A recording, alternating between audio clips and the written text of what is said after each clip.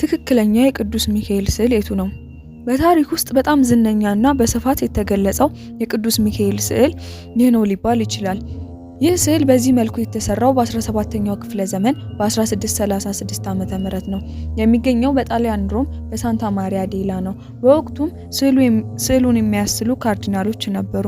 እነርሱም የራሳቸው የሆኑ ሳሌዎች አሏቸው። በተጨማሪም ስዕሉን የሚያስሉበት ዓላማ አድናቆትን ለማግኘት ነበረ። ይህ ስዕል የተሳለው በጊዮዶሪኒ ሲሆን በወቅቱም ብዙ አድናቆትን ያተረፉ ስዕሎች ነበሩት። የሚያገለግለው በካርዲናል ባርባራማ ስር ነበረ።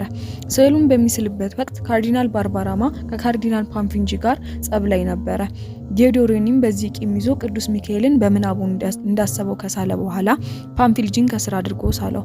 ኋላም ሰዎች ይህ ሰው ፓንፊልጂን መሰለ ሲሉት መላኩም ማየት አልቻልኩም፣ በመሆኑም በአእምሮዬ ምናብ ነው የሳልኩት። ሰይጣንን ግን በተደጋጋሚ አይቼዋለሁ፣ በጥንቃቄም ተመልክቼዋለሁ። ልክ እንዳየሁት የፊቱ ገጽ አስተካክየዋለሁ ብሎ ይመልስ ነበረ። እናም ትክክለኛው የኢትዮጵያ ኦርቶዶክስ ተዋሕዶ ቤተክርስቲያን የቅዱስ ሚካኤል ምስል ይህ ነው።